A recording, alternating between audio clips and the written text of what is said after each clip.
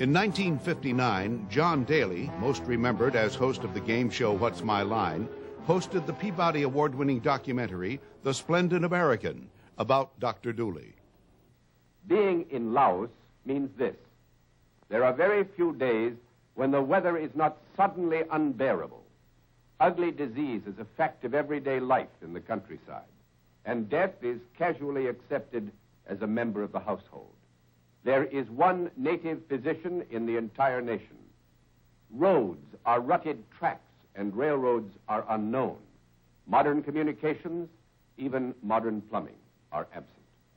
Far away from Ras Johnson in Vientiane and Clyde Searle and his team in Pont Savan, far from everything but poverty and fear and China, there is a little village where the ritual of awakening is constant.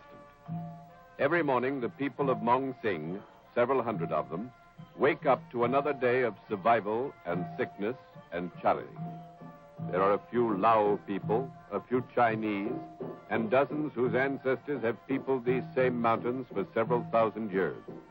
There are Tai Lu, who have fled the threat of the communes to join their cousins on the free side of the border.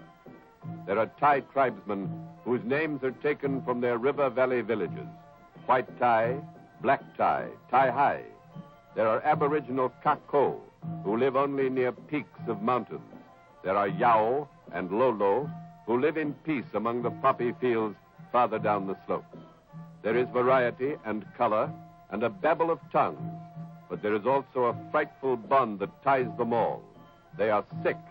They share the fraternity of pain.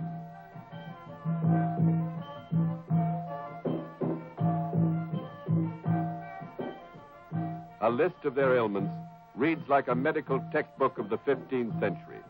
They have leprosy, tuberculosis, beriberi, yaws, worms, dysenteries, cholera, smallpox, trachoma, pneumonia, malaria, and malnutrition. We care for these people who line up in front of us every day. We care for them with all of the medicines that America has given to us, with the monies that have sent us over here, and with whatever faint breath of talent that we possess ourselves. But I think the most important thing that we have to maintain here is a constancy of our purpose. Perhaps this is one of the secrets of success.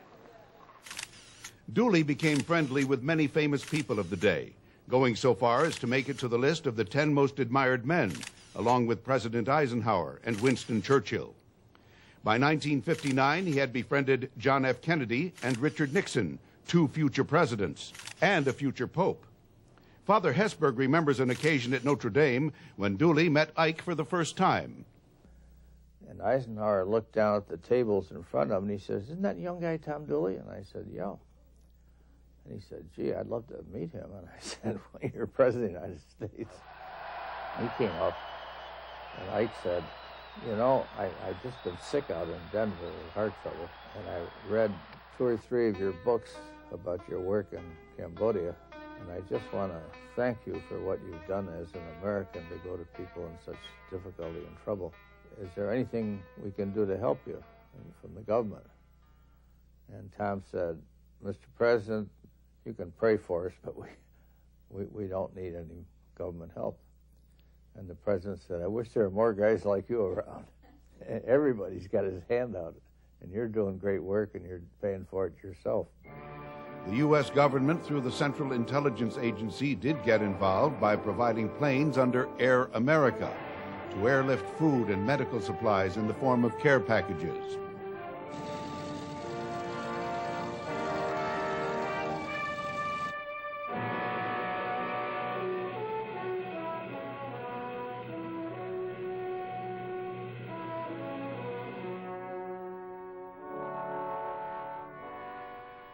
In the 1950s, MEDICO, Medical International Cooperation, was organized, also to treat, to train, and to teach.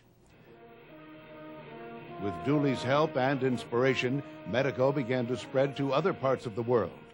On his television program, Dr. Dooley would ask for volunteers to help bring medicine and treatment to the remotest of areas.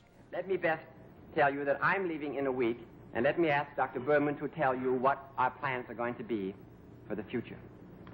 Tom, I think that your story sort of epitomizes the aspirations of over 2,000 doctors now who have applied to MEDICO to go anywhere in the world, uncompensated, not only to aid and treat the underprivileged peoples of the world, but to gain friends for America.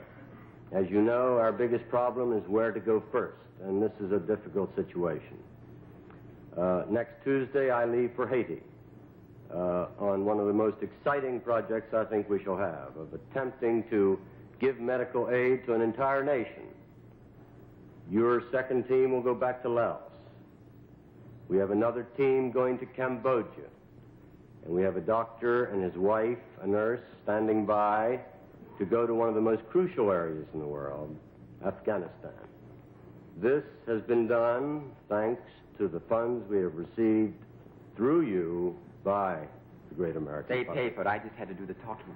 Well, now that gives us another team going back to Laos with me, which will give us 2 in Laos. Another team to Cambodia to join Dr. Vigeropoulos, which gives us 2 in Cambodia. 1 going on to Haiti, which you will set up. Another team going on to Afghanistan. And way in the back of our hearts and our heads, we have a little extra money that we would like to send teams on to many other lands.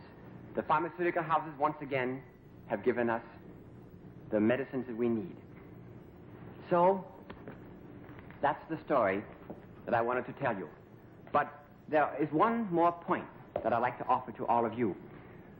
You know, all of us in MEDICO, our doctors and our nurses and our corpsmen, all around, we have a few fundamental beliefs. And one of the beliefs we have is this. We think that anybody in America who is sick has a claim on us. As doctors, you have a claim on us. And if any of you are sick, you have a claim on the man next to you because he is your neighbor. But accordingly, some sick and bloated and wretched and stinking little child high in the foothills of the